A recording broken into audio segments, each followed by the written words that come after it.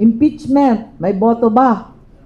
Ako, ang impeachment, sa palagay ko, to get 1/3 of the vote in the House, 106, is probably a given. That's not so complicated. It certainly puts the Visayas and Mindanao congressman in a bind. Hirap talaga sila. I enjoin them. Total, malalakas naman ang mga Cebu congressman, malalakas naman, may teritoryo naman at mga constituencies ang mga Mindanao congressman. We will, like we will in the Senate, vote in conscience. Conscience vote na lang. Kasi may teritoryo naman kayo, mananalo naman. Nakakatakot lang, dati FLR, itetenga lahat ng project. Diba? That's always the problem. Since 2023, wala nang release pag oposisyon ka.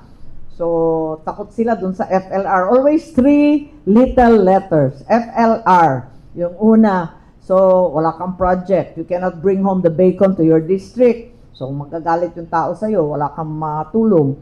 Tapos, the other three little letters is OMB. Kakasuhan ka. Ombudsman. Yun, mas nakakatakot.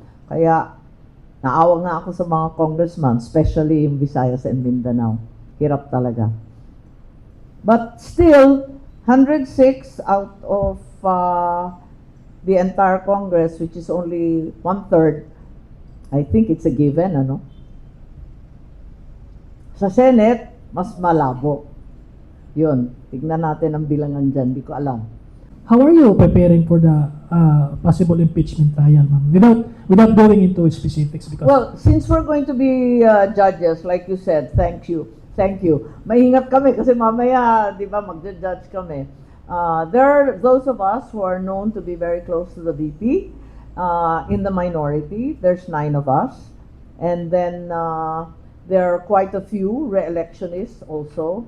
There are also those who, in conscience, will be voting and determining the weight of the evidence. So lahat kami, it will end up being really an issue of evidence. Pero malaki ang minority, pero marami rin ang kinakasuhan. Kaya eto yung problema namin.